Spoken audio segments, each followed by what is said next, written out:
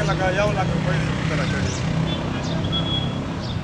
د خوست ښار مجاهد څلور لارو ته څیرمه د نیالګیو ګلانو دغه خرڅوونکي ادعا کوي چې دولت 1 متر مربع ځمکې په سر ورځینې 1000 افغانۍ اخلي او دوی هره میاشت اړ دي چې دولت ته د 10,000 نیولې تر 20,000 افغانیو پورې کرایه ورکړي.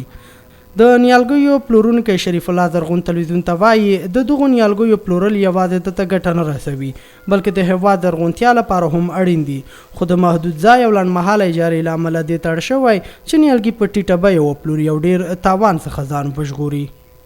ځایونه خو چې دي موږ مقوتي وخت لپاره دي که نه، مقوت وخت په راځي 2 میاشتې 3 میاشتې وي. دغه بوټی دی اوس زه په سیزن کې په 100 روپۍ خرڅوم.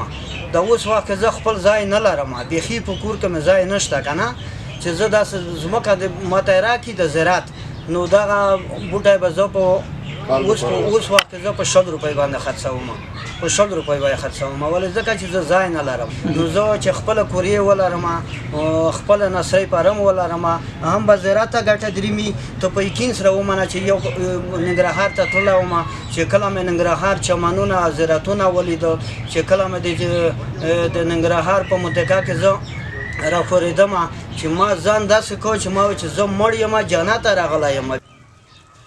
د ځای او اوبو نشتون دا هغه لویې ستونزې دي چې نوموړي کسان ورسره مخ دي. دوی د کرنې له ریاست څخه غواړي چې د ګلانو او بوټو لپاره مشخصه ځمکه ورکړي چې وکولی شي پاتې شوي نیالګي پکې غرس او په راتلونکي کې بیا ګټه ترې پورته کړي، چې په دې اقدام سره به د کرنې ریاست د نیالګیو او ګلانو د وچېدو د له منځه تلو مخنیوی کړی وي.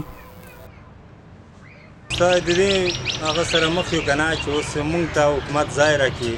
الحمدلله اوس خو امارت دی زموږ د خوښې حکومت دی، او چې څه غواړو باید رایم کړي او راکوي یې.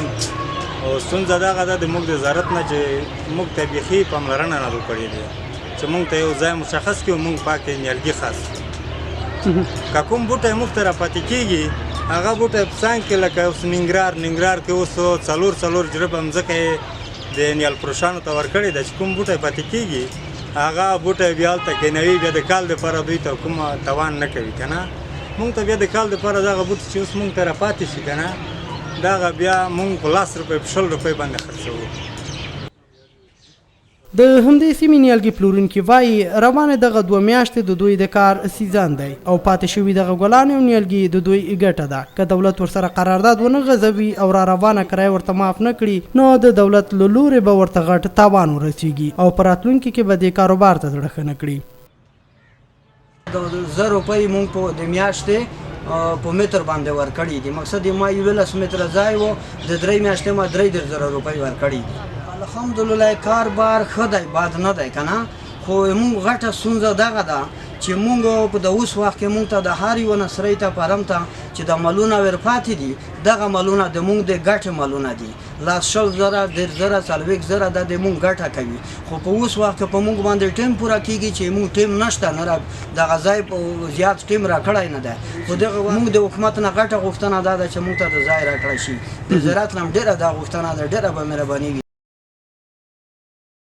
د تیر په پرتله په خوست ولایت کې د ګلانو او نیالګیو د روزنې بهیر له ستونزو سره مخ دی چې زیاتره ګلان او بوټي د هېواد له نورو سیمو لغمان، ننګرهار او مزار ولایتونو څخه خوست ته د خرڅلاو په موخه راوړل کیږي.